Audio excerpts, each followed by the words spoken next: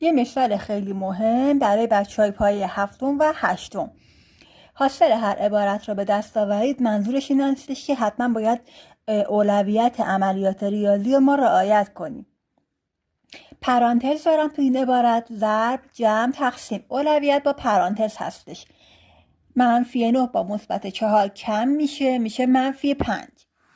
تقسیم و ضرب رو باید بعدش انجام بدم. منفی در مثبت منفی، 14 تقسیم بر 7 2. یه -2 دارم. مثبت در منفی منفی.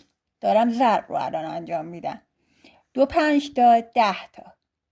-2 با -10 هم علامتاً جمع میشه، جواب میشه -12.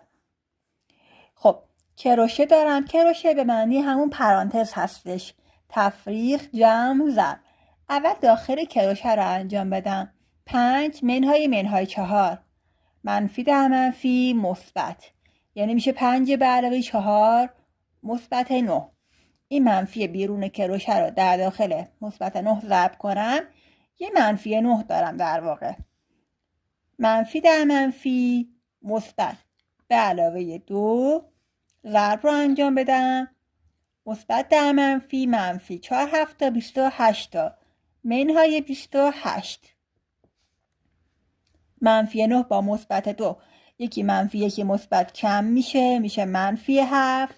-7 با -28 جمع میشن، میشه -35.